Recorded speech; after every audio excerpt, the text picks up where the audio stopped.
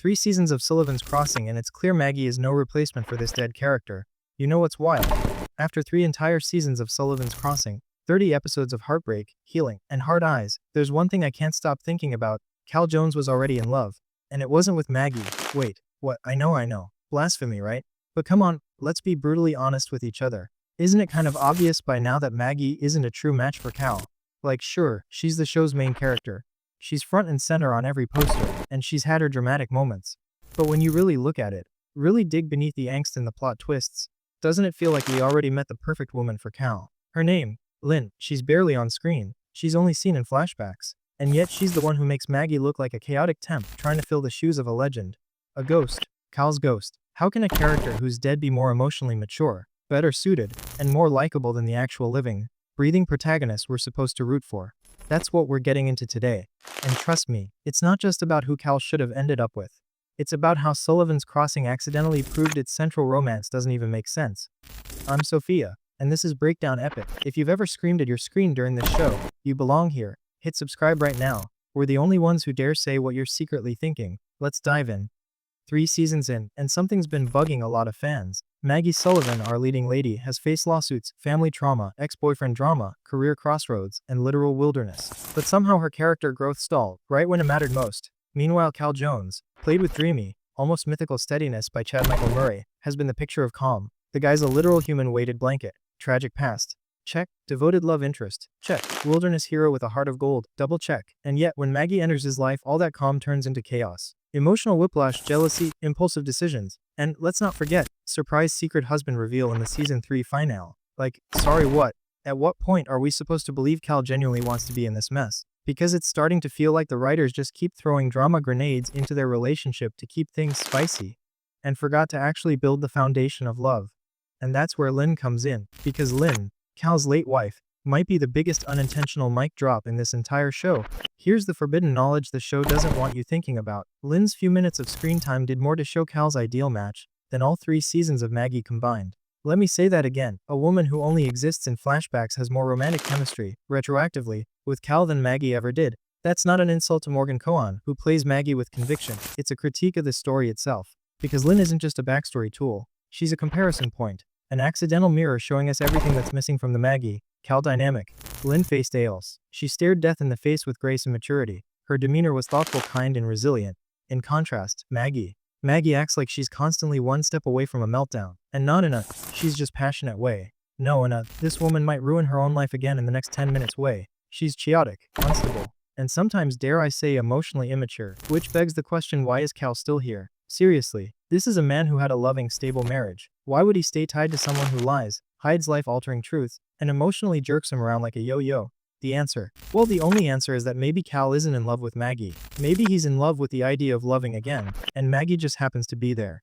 Ouch, right? Let me ask you something. No, seriously, comment this below. Do you think Cal is actually in love with Maggie, or just trying to move on from Lynn? Right? Team Maggie, or Team Ghost Wife? In the comments. You already know which one I'm on. And look, I'm not saying Maggie's a bad person. She's just exhausting.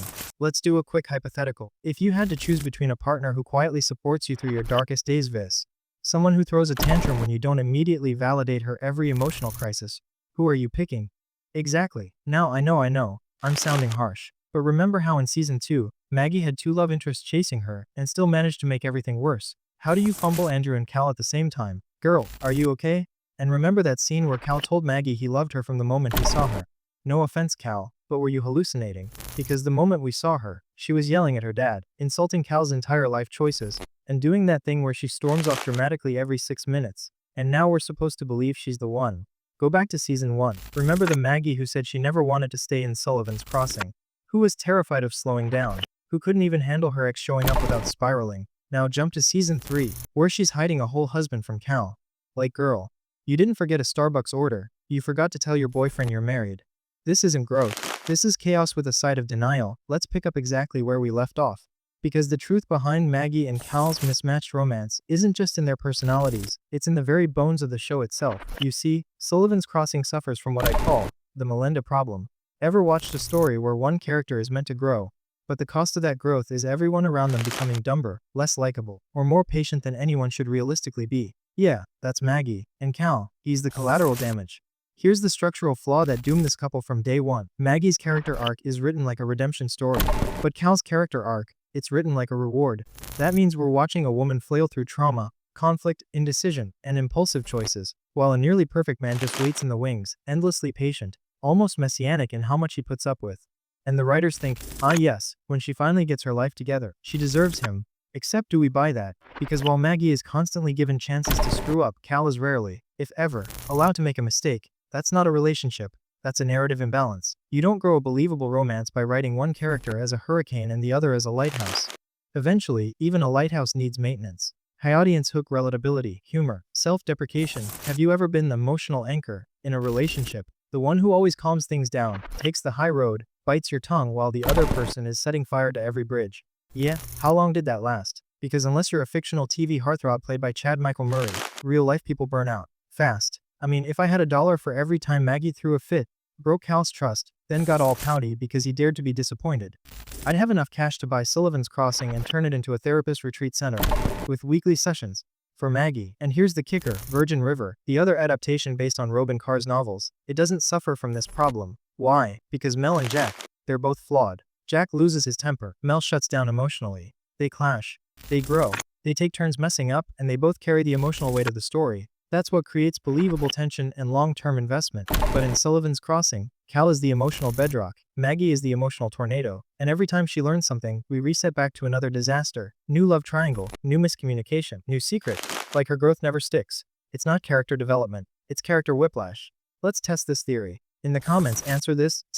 Who do you think had the more believable relationship arc? Mel and Jack from Virgin River or Maggie and Cal from Sullivan's Crossing? Drop Mel and Jack or Maggie and Cal. But if I see you pick Maggie and Kyle, we're gonna have to talk. And please don't say, well, maybe they're just opposites and opposites attract. Listen, I love a good opposites attract moment, but this ain't that. This is watching a rescue dog fall in love with a raccoon who keeps stealing from the trash. Cute, chaotic, and completely unsustainable. Now let's talk about that final. You know the one I mean. Season 3, final few minutes. Just when you think Maggie's finally grown up enough to choose Cal, she drops a bomb bigger than the one that hit her medical career. Oh, hey Cal, I forgot to mention. I'm married. This is Liam, Evit, Ian, The, Evir Loviji Meal Dearness. Girl, this isn't oops, I left my phone on the table. This is oops, I forgot I legally belong to someone else. The worst part, Cal just takes it in. Like someone told him the weather's gonna be bad tomorrow. No rage, no meltdown. Just calm, patient heartbreak again. And we're supposed to believe this, let's be honest. Cal deserves better, not because Maggie is a bad person, not because she doesn't have potential, but because the version of Maggie written across 3 seasons is still figuring out how to be a stable human, while Cal is out here building a life, holding down the community, saving the crane beers, and basically being a one-man emotional support center.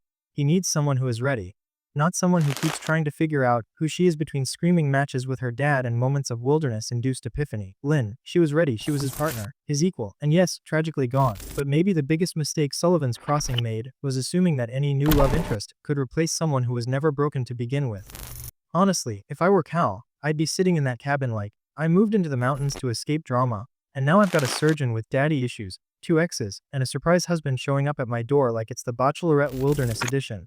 Next episode, they're gonna tell us Maggie also used to date Sully's pet goat and forgot to mention it. If you're still watching this, you already know. We go deeper here at Breakdown Epic. We don't just recap, we unravel, and honestly, sometimes it hurts, because loving a show doesn't mean ignoring its flaws, it means holding it accountable. And this show, it's begging for us to ask, what if the central love story isn't the right one at all?